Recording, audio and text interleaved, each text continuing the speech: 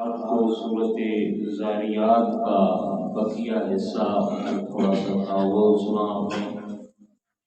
صورت طور، نجم، قمر، صورت الرحمن، صورت واقعہ اور صورت حدید کی مکمل تلاوت سماعت کروائی۔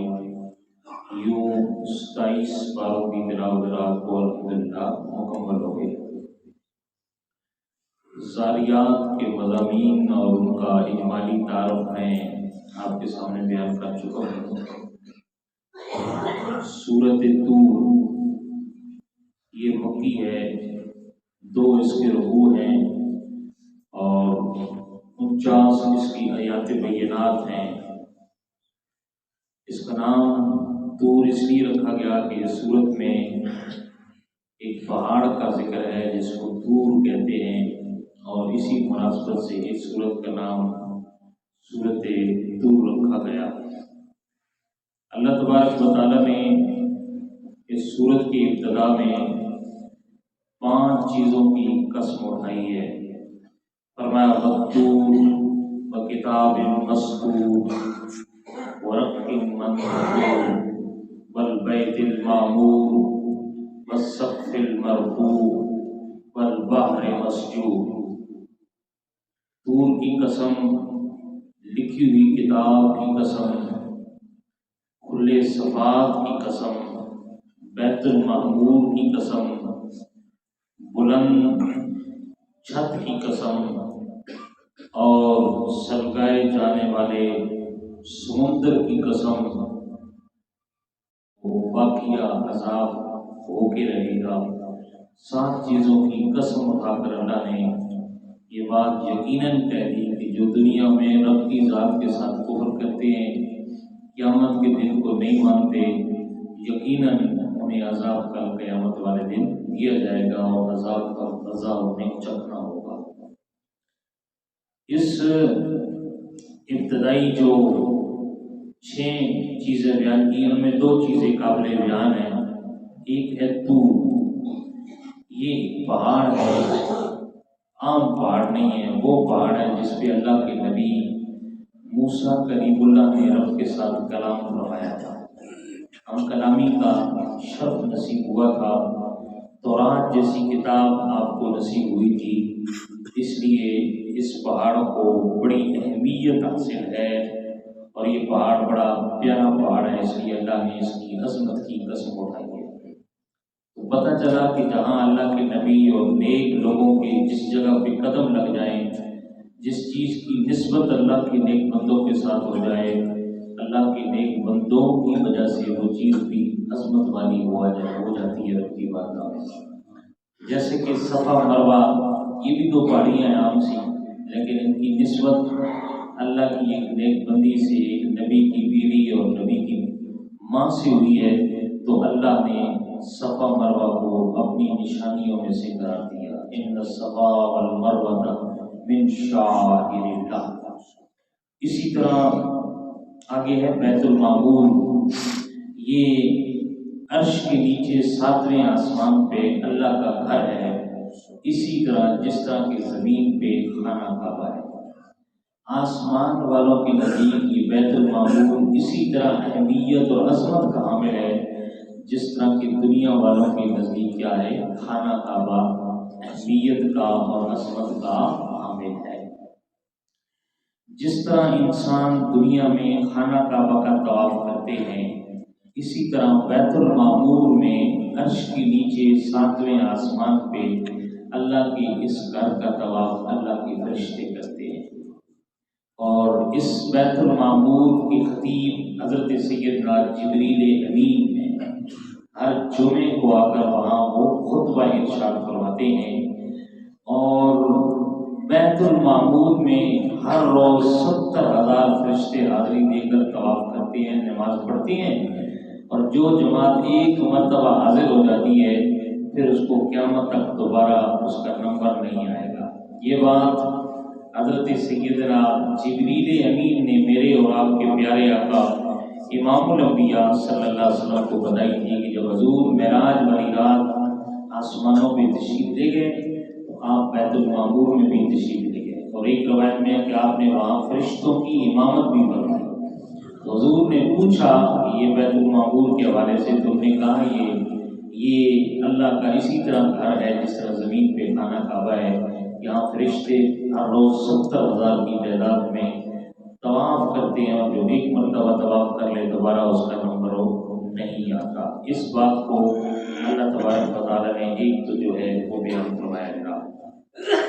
دوسری بات اس کے اندر یہ بیان کی ہے کہ ان عذاب ربک لواقع ما لہ من دافع، 7 چیزوں کی اللہ نے قسم اٹھائی اور فرمایا کہ بے شک تیرے رب کا عذاب ضرور واقع ہونے والا ہے اور اس سے کوئی ٹالنے والا نہیں ہے۔ یعنی یہ کفار مکہ کو خطاب کیا گیا کہ جو تم خانہ جو ہے آخرت کا انکار کرتے ہو، اللہ کی وحدانیت کا انکار کرتے ہو، تو یاد رکھنا رب کا جو وعدہ ہے وہ سچا ہے، اس پہ تمہیں سخت عذاب دیا جائے گا۔ یہ عذاب کی آیت ہے، اور یہ وہ آیت ہے کہ جس کو سن کر کئی لوگوں کو ایمان کی دولت نصیب ہوئی ہے۔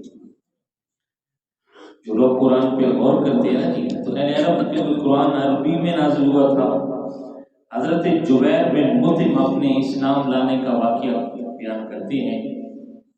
اب فرماتے ہیں میں واقعہ بدر کے بعد مدینہ میں گیا، مکہ سے، مکہ والوں کی طرف سے۔ کس لیے گیا کہ جو ہمارے مکہ والوں کے قیدی تھے نا، مدینہ والوں کے پاس، رسول اللہ کے پاس بدر میں جو قیدی آئے تھے، ان کے حوالے سے بات کرنے کے لیے گیا۔ جب میں مدینہ میں پہنچا تو مغرب کا وقت تھا، اور امام الانبیاء صلی اللہ علیہ وسلم نماز مغرب پڑھا رہے تھے، اور میں مسجد کے باہر ہی تھا تو حضور کی آواز اتنی بلند تھی کہ مجھے باہر آپ کی تلاوت کی آواز سنائی دے رہی تھی۔ آج کا دور تو نہیں تھا سبھی کے، یہ اللہ نے حضور کو عظمت، آپ سورۃ طور کی تلاوت فرما رہے تھے، حضرت جبیر بن مطعم فرماتے ہیں، اور جب حضور تلاوت کرتے کرتے اس آیت میں پہنچے ان عذاب ربک لواقع ما لہ من دافع، اللہ کا عذاب ضرور آ کے رہے گا اور اسے کوئی ٹالنے والا نہیں۔ تو فرماتے ہیں میں یوں سمجھا کہ اب عذاب میری طرف آ گیا، میرا دل کانپ گیا، اور فوراً نماز کے بعد رسول اللہ کی بارگاہ میں حاضر ہوئے اور کلمہ پڑھ کے اس آیت کو سن کے مسلمان۔ یہ اس قرآن کا انقلاب ہے، اس قرآن کی عظمت ہے۔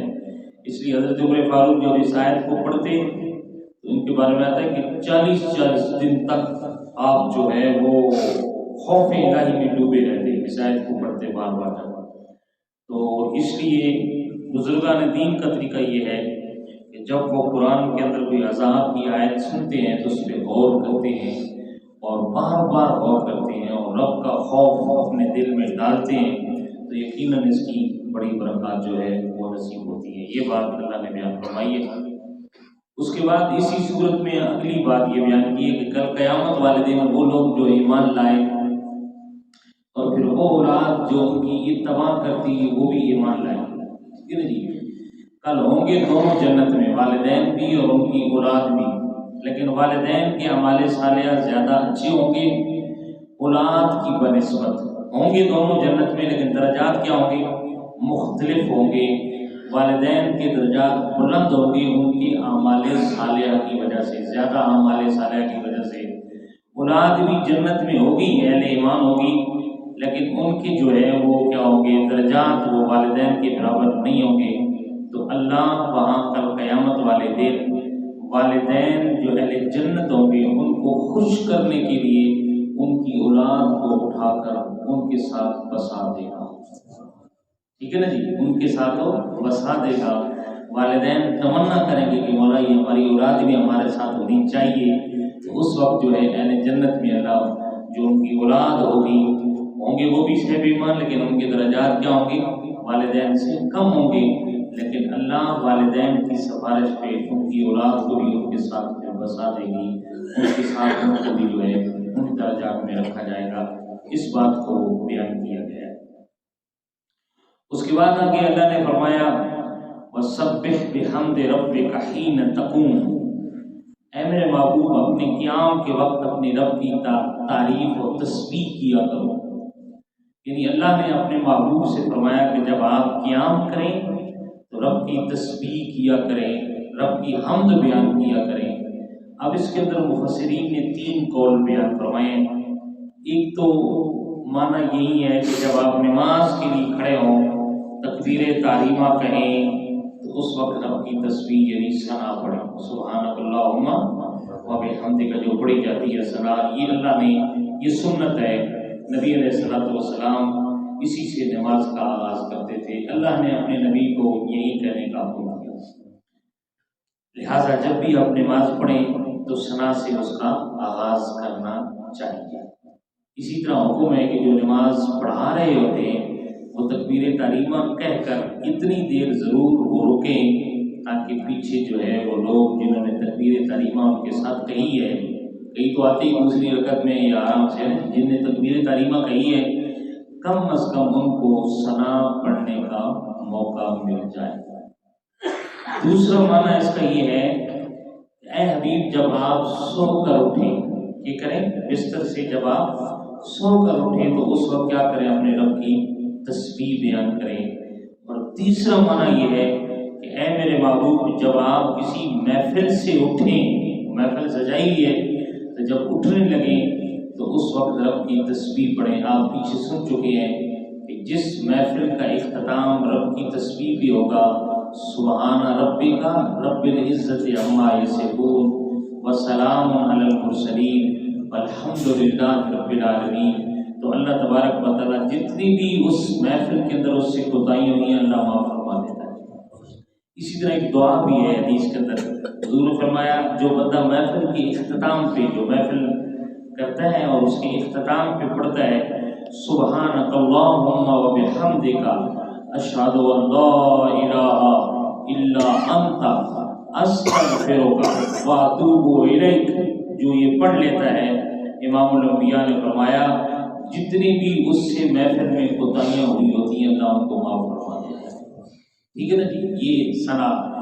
یا یہ کہ جب آپ رات کو بستر سے اٹھیں یا صبح جب بھی نیند سے اٹھیں تو اس وقت جو ہے وہ کیا کریں، اللہ کی تسبیح بیان کریں، اور یہ بھی سنت ہے۔ ٹھیک ہے نا جی، جب آپ رات صبح اٹھے ہیں نماز کے لیے یا نیند سے اٹھے ہیں تو تسبیح کرنا، اپنے بستر پہ استغفار کرنا، یہ رسول اللہ کی سنت ہے۔ حضرت عائشہ صدیقہ عفیفہ رضی اللہ تعالیٰ عنہ سے حضرت عاصم بن حمید نے سوال کیا کہ اے اماں مجھے یہ بتاؤ کہ رسول اللہ صلی اللہ علیہ وسلم جب بستر سے اٹھتے تھے تو کیا پڑھتے تھے؟ تو حضرت عائشہ صدیقہ نے فرمایا بہت اچھا سوال تو نے کیا، آج سے پہلے مجھ سے ایسا سوال کسی نے نہیں کیا۔ پھر سیدہ عائشہ صدیقہ عفیفہ رضی اللہ تعالیٰ نے بیان کیا حضور کا عمل کہ حضور جب نماز کے لیے کھڑے ہوتے بستر سے اٹھتے تو 10 مرتبہ اللہ اکبر کہتے۔ کیا کہتے 10 مرتبہ؟ اللہ اکبر، 10 مرتبہ الحمدللہ، 10 مرتبہ سبحان اللہ، 10 مرتبہ لا الہ الا اللہ، اور 10 مرتبہ استغفر اللہ پڑھتے، اور پھر یہ دعا کرتے اے اللہ میری بخشش فرما دے، مجھے ہدایت عطا فرما دے، مجھے رزق عطا فرما، اور مجھے دین و دنیا میں عافیت عطا فرما۔ یہ حضور کی دعا ہوا کرتی تھی۔ اللہ نے آپ کو تو بلند بقی، ہمیں تعلیم دینا مقصود ہے۔ تو بہرحال سامعین عزیز وقار اس چیز سے یہ مراد۔ اگلی صورت ہے جناب سورۃ النجم۔